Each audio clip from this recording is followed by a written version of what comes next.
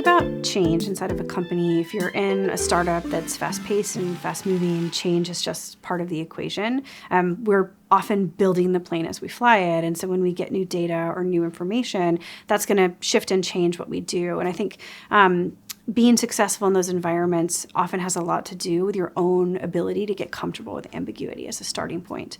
I do think, though, that when you're making changes, it's important, particularly as somebody who's a leader, to really think about the communication around those changes.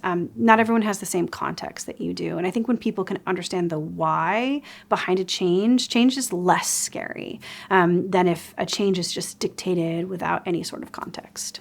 Getting at that why can be done several different ways.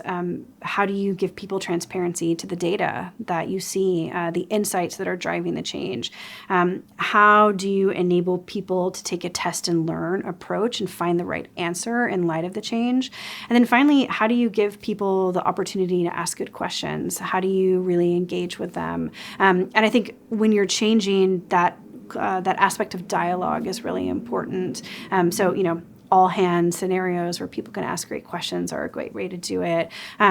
Posting something perhaps that can be sort of long running and be archived about this change and this decision in this moment in time is also helpful for future references as well. So the example of organizational change that's led to growth that's top of mind is my experience at Notion.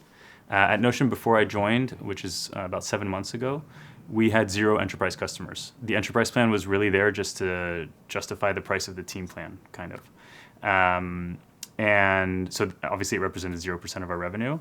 And over the past 7 months, it took a while to get things going, of course, and figure out our value proposition and stuff like that. But last quarter, it represented about 10% of our growth. Culturally, I come from a product-led growth company type form before Notion, so I'm maybe extra cautious about the things that, the way I behave and the culture I'm trying to create in the sales team. So I'm very respectful of our engineers' time. I think that they're the team that's driving everything, our business, and therefore they should be kind of on the pedestal and not the sales team. So we're more there to help them and make their job easier and better understand what features they should build for which customer, rather than us telling them, hey, you need to build this feature for us to be able to close this 6 or 7 digit deal. One of the things that makes it difficult to kind of bring about change within either an organization or within your own user base is this belief that something's one way for a reason and has always been that way.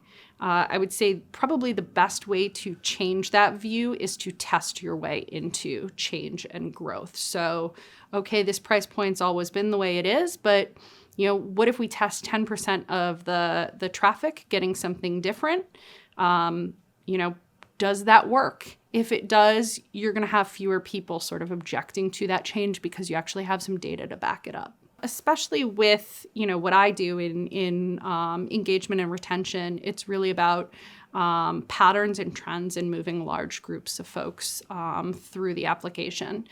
And so we might have a hypothesis that, if you get 3 or 4 people on an account, they're going to retain at a higher rate than somebody who just has 2 people on an account.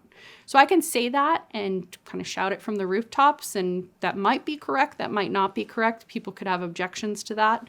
But the second I qualify it with some data and say, actually, I've run a few tests on this, we've done some surveys on this, we've looked at our NPS and satisfaction, and this has increased our retention by 15 points. I'm going to have a little bit of a less objection, and that data is going to really be kind of staying power. I think what we've found is it starts with executive team alignment. And so to the extent that we're going to drive a change, if we don't have the entire executive team bought into that change and driving it effectively within other parts of the organization, it has no chance for success. And so I think we try to start there and make sure that we as a group all agree on whatever changes it are that we're making. And then each of the executives in their own way is going to go drive that change throughout their part of the organization. Growth is the thing that allows you to bring more profit into your company to pay more money, to give people career opportunities, to be able to tackle new and interesting and challenging problems. The flip side of it is, it can be hard to keep up. People can get burned out. You have to learn all these things. Every time you think you've accomplished something, then it's like, oh, well, we haven't accomplished anything yet. There's these 50 other things that we have to go do to try to drive it further. So that part can be hard and frustrating, but it's, at least if you want to recruit technology workers, it's kind of hard to have a long-term sustainable company without some notion of growth and change. I think that for us, for any high growth company, every 6 months feels different. And just because you're in a high growth company and therefore able to deal with change doesn't mean you love it. But I think one of the things that we do well is we're really transparent with everyone on the team about everything going on in the company. So Slack has certainly helped facilitate that transparency.